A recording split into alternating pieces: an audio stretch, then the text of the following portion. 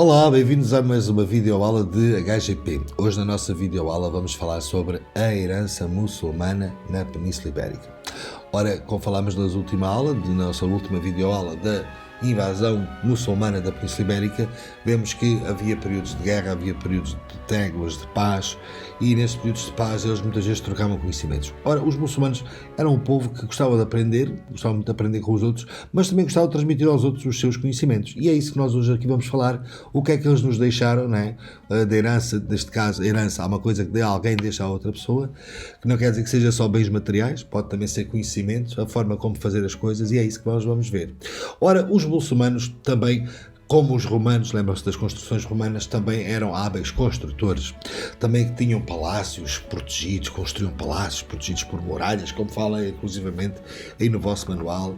As ruas tradicionais muçulmanas geralmente são ruas estreitinhas, não é? Cheias de curvas, labirínticas, não é?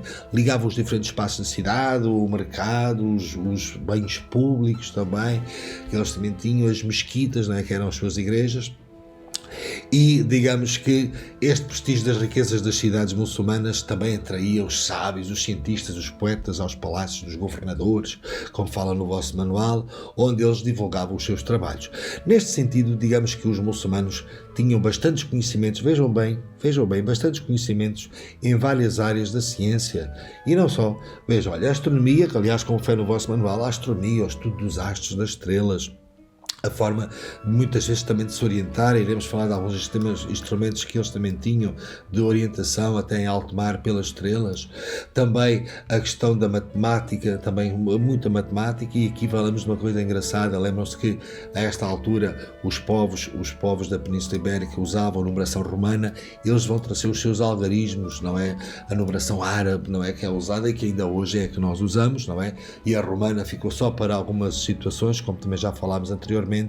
Na matemática, a medicina, tinham bastante estudos de avanços na medicina, na literatura, a geografia, cá está o estudo do planeta, né? Já sabemos o que é a geografia, a história, vejam bem, a história, muitas investigações em história e até também nas artes. E vão aqui também na Península Ibérica, além todos estes conhecimentos que eles tinham e que transmitiam aos povos de cá, vão construir muitas cidades, não? Que, além de já temos algumas cidades feitas pelos romanos, vamos ter agora ainda mais cidades também construídas pelos muçulmanos. Temos o exemplo, como falar aí no nosso livro Silves, não é? Em Portugal, lá em baixo, no sul. Temos Córdoba, que é uma cidade que fica em Espanha, completamente muçulmana, feito pelos muçulmanos. E diz até que a cidade de Córdoba chegou a ter 700 mesquitas, 70 bibliotecas, vejam bem, e centenas de palácios. Só a cidade de Córdoba. Ora, uma coisa engraçada que fala aqui no nosso manual é o léxico português, ou seja, a nossa língua, não é? As palavras que nós utilizamos no nosso dia-a-dia têm muitas delas, uma grande quantidade delas, origem árabe. Aliás, basta-vos dar um exemplo, todas as palavras que começarem por al, A-L, são de origem muçulmana. Também há outras que não começam por A-L e são de origem muçulmana, mas as que começam por A-L então são todas. E também falei nos algarismos, que eu já te falei, no 0, 1, 2, 3, 4, 5, 6, 7, 8, 9, não é? Que nós usamos hoje na matemática e que no fundo são mundialmente usados, não é?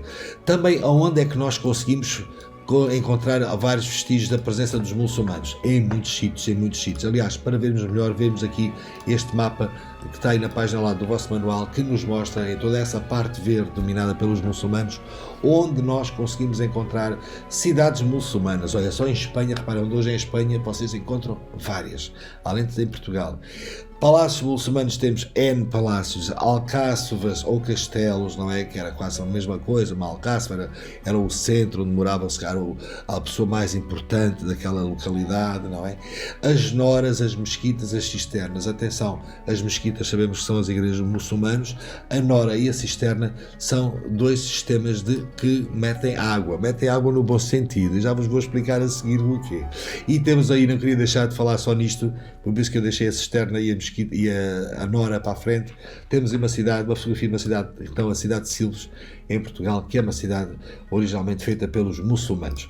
Então, como eu estava a dizer, e olha, reparem, temos aí também, estão a ver, o jogo 3 em linha, já tínhamos falado do jogo de xadrez, os muçulmanos adoravam jogar, e ainda não havia consolas, imaginem se houvesse consolas, não havia consolas de videogames, mas por todo o caso, jogos de mesa, jogos de tabuleiro, eles eram fantásticos, e então ensinaram muita coisa aos povos de cá.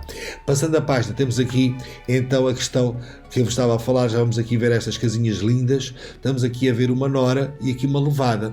Como vocês sabem, os muçulmanos são originários de países que geralmente são quentes, que a água não abunda, só de vez em quando. Então eles eram hábeis artistas a saber manipular a água e aproveitá-la. As cisternas, podemos dizer, que eram no fundo eram reservas de água, que eles faziam casas, muitas vezes até subterrâneas, debaixo do chão, para que a água estivesse fresquinha e sempre capaz de ser utilizada e consumida, e onde eles guardavam a água quando a água chovia, chamadas as cisternas. E também tinham sistemas de rega dos campos da agricultura, que já vamos falar na agricultura, que eles também trouxeram muitas plantas novas para cá. E esta nora, vocês vejam que é um rio, é uma rodela grande de madeira, não é?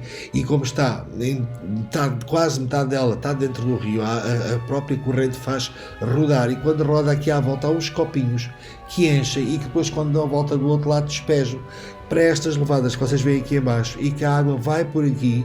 É um sistema de rega e que vai levar a água a outros sítios mais distantes que estão plantados. No fundo, é uma das formas de aproveitar a água, que eles tinham estes grandes conhecimentos nesse aspecto.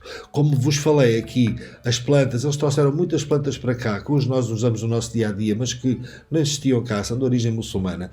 As amêndoas, estão a ver a amendoeira, os figos, eu adoro figos, as laranjeiras, os limoeiros, os citrinos que nós hoje temos, muitos deles cá está, praticamente foram eles que trouxeram para cá o cultivo de novas plantas. O arrozal, cá está o arroz, a alfarrobeira da alfarroba, que encontramos muito, cá está muito no Algarve. E sabem porque é que nós encontramos no Algarve muitas vestígios dos muçulmanos? Porque para eles irem embora, eles pouco e pouco foram-se embora, deixaram de dominar, mas é o sítio onde vão ficar mais tempo. Então foi o sítio onde houve mais influência, ainda durante mais tempo, destes povos. Daí vocês no Algarve encontram pão de alfarroba, doces de alfarroba. A alfarroba é muito utilizada na alimentação do dia-a-dia. E ainda falando do Algarve, reparem, temos aqui esta casa atual, é uma casa atual no Algarve, que vocês provavelmente conhecem, muitas idênticas a esta, já devem ter visto, e que tem várias características da arquitetura muçulmana. Pelo facto de já por ser brancas, não é? As casas dos muçulmanos geralmente têm países muito sólidos, geralmente são cores muito claras, ou até mesmo branco, como vocês sabem, o branco reflete o calor, não é? Torna as casas mais frescas do que ser uma cor escura que absorve. A questão também, vejam, das açoteias, que são estas varandas, em vez de haver telhado, tem estas varandas em cima das casas, onde eles aproveitam para confraternizar, fazer um jantar, estar com os amigos, pôr a roupa a secar, seja o que for, porque são sítios também, cá está, países onde a chuva não abunda. Daí eles fazem essas varandas que se chamam açoteias. Vejam também aqui as janelas e as portas, que são redondas em cima, tipo meia-lua, que é uma característica da arquitetura também usada pelos muçulmanos, para além desta situação das açoteias. E até as chaminés, se bem que nesta fotografia não é muito perceptível, estas chaminés, que algumas até têm uns buraquinhos, também são de design, digamos, arquitetónico, origem da muçulmana. Aqui temos ao lado a igreja, temos aqui uma mesquita, cá está uma igreja, em Mértola, e vejam, cá está estes pináculos em cima, faz lembrar aqueles edifícios árabes, não é? E aqui esta fotografia engraçada desta porta em formato de chave, não é? Lembram-se que já viu o filme do Aladino, não é? Recorda facilmente este desenho destas portas, não é? Reparem que as portas nunca são direitas em cima, são tipo meia-lua, ou então em arco quebrado porque tem aqui este vinco ao meio, parece que o arco foi partido, não é? Faz lembrar uma fechadura, não é? Onde nós pomos a chave. E, apesar de não estar aí no vosso manual, está aqui um material de construção novo que eles trouxeram, que nós não tínhamos cá, nem os romanos faziam, que eram os azulejos. Reparem que estas paredes aqui de lado têm azulejos, que os romanos faziam os mosaicos com pedrinhas pequeninas. São os muçulmanos que vão trazer a técnica do azulejo e também deste seu trabalhado todo que vocês veem aqui. Pronto, isto, digamos que neste resumo é o que vos posso falar sobre a influência que eles tiveram nos povos da Península Ibérica. Cá estão as ciências que eu já vos tinha falado, a geografia, a astronomia, a medicina, e para terminar, a nível também dos astros, também da geografia, temos da astronomia, temos aqui este instrumento de orientação, que é o astrolábio, com o qual eles conseguiam se orientar através da posição das estrelas, apontavam este aparelho, conseguiam fazer medições e conseguiam se situar mais ou menos onde estavam. Digamos, poderemos dizer que era quase o primeiro GPS, para além da bússola também. Mas pronto, isto era a forma que eles tinham de se organizar e de saber situar nas coisas. Olha, espero que tenham gostado. Eu gostei imenso de estar convosco, apesar de virtualmente. Espero que tenham gostado da minha aula. Se houver algumas dúvidas nas aulas, vamos falando, e também podem ver o vídeo às vezes que vocês quiserem e precisem.